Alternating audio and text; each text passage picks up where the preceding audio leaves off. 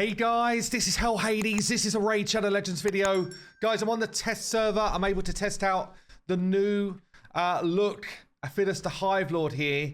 Really keen to see how much work this guy's going to do after the buff. So we saw there's some mythical buffs. Obviously, that's going to be the few and far between of us. But I am on the test server, so they've given me Mezamel to try. They've given me Frolny. Or in fact, I own Frolny anyway. And I already owned Fateless the Hive Lord. Now, I did some playtesting with him a while ago, and his first form was decent. His second form was pretty bad, honestly, but his first form was already good, and they've improved it by a decent amount, I think. So we've now got this kind of like ignoring defense if enemies are under HP burn, and I think that's going to be significant, as well as some damage increases they put in. So was already decent. Now I think he's going to be kind of nuts. I thought I'd show you the build just because we got this new UI stuff coming in, or UX, I guess. UI UX. So on a PC, I think this is only PC, they've added sort of more portraits per row. Same type of thing when you're in gear now. You can kind of see a lot more gear. I think it's only a PC thing, but I've gone on and done an optimize here for the Hive Lord. So we're going to grab some of my better gear and really test him out and see what sort of damage we can get in a Hydra team. He's definitely a Hydra champ, so we're going to see how much work I can get done. But anyway, I'll let this roll and then we'll do his build. Okay then, we have built him out. So I've kept the same masteries I had before, which are kind of like damage-based masteries with Helm Smasher. I've got Nature's Wrath because he will be placing a good amount of debuffs with his burns, which means that we're going to get to this 15% more damage very quickly with a level 5 blessing. Obviously, it depends on the level you've got as to how good it's going to be, but 4 and above gets really strong on any of your damage dealers if you are lucky enough to pick those up. Obviously, I'm on the test server, so I get given extra stuff. But I've got a 7k damage build, 332% crit damage. He does buff himself with increased attack, or buffs the whole team, but he does buff himself with increased attack before his big hit, which means that he's kind of self-reliant, really, in terms of being your damage dealer. I guess before I get into Hydra, I'm just going to show him in like normal testing type stuff. How big are these hits going to get? Again, we've got the new kind of UI stuff going on. For a PC, I like it because I just like to be able to see more of my champs, albeit they are small. So finding them is not necessarily that easy, but just take a little bit getting used to, I think. Where is he? Where's the bug? Gives us attack in all battles as well, which is cool. So let's find the ones I want. I'll still bring Arbiter just for the buff so we can see what he's doing on other skills. Bring Bad Elwyn, Gerptuck, my usual damage crew. Right then, let's do our normal damage test first before we get into any Hydra action. So, gonna self buff. Give us more damage. Give us more damage. Drop defense and weaken. If there was a burn already out there, we would be doing more damage with this hit here. So I'm going to switch the team out for the second one. So let's try the A3 first. So he puts burn out there. Also does 400k across the board. It's a pretty healthy smack. So we're just going to try the A1 as well. So the A1 puts out drop defense if we need it. Also gives this champ perfect veil afterwards. Drop defense weaken on. All of our damage on. 336k. Again, really healthy damage. And then just to test out his A2 where he's ignoring defense. So actually, we get Dismac in here to give us the burn, which means the burn's already on.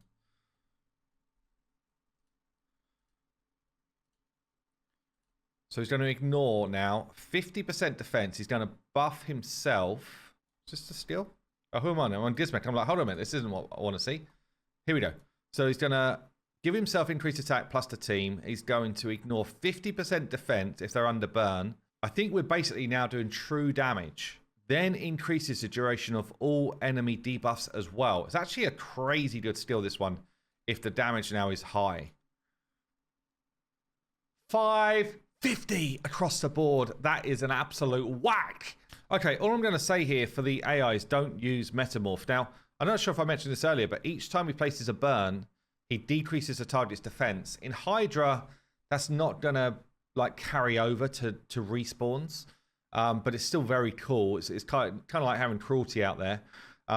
For each burn that he places on enemy, he's going to increase his crit damage up to 100%.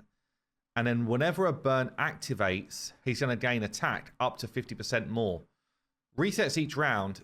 Hydra is only ever one round. So by the end of the fight, we should be at like 435% crit damage and a butt ton more attack. Stacks up to 50% more attack. So 3.5k more, but then he's also going to have increased attack as well. So I think he's going to end up at like 15k attack if my maths is working, and that's the way it scales, which is kind of nuts, especially when he's got this A2, which is ignoring defense.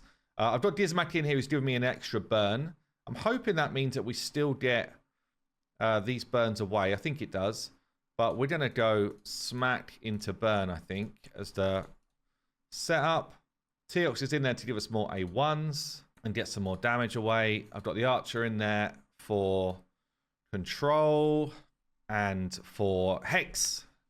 So this is my kind of normal team. Normally, my Val will be in position of where Fateless is here, and I can normally do a good amount of damage. Like against this level, I can normally do like 600 mil.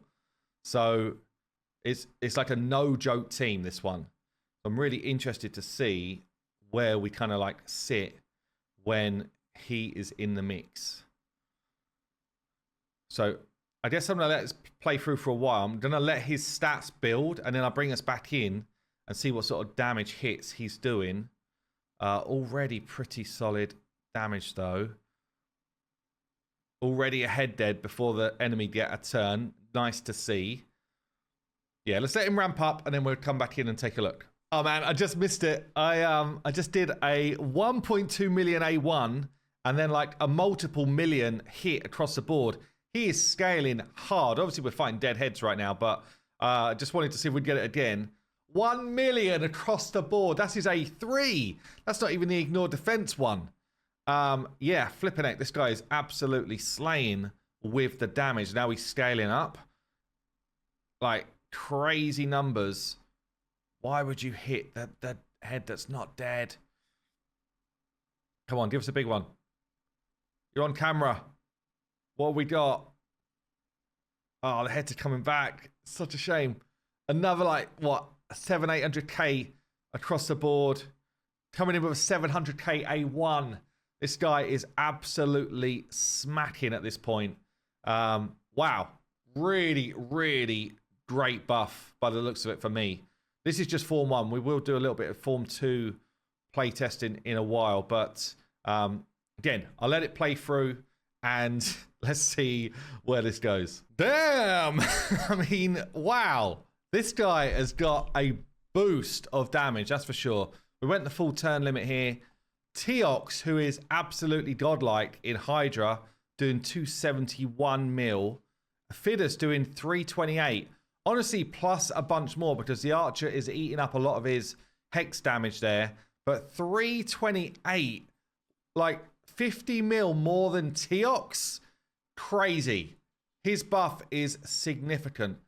I have been given this higher blessing. I've got to take that into account. But damn, still pretty significant buff for Fateless here. So that's really cool to see.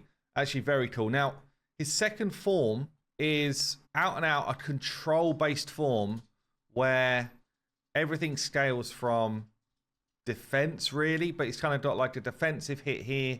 He can give somebody accuracy and turn meter. He can stun enemies. He can provoke enemies whilst also giving your whole team strength and increased defense. It's decent, honestly, for stuff like wave control now.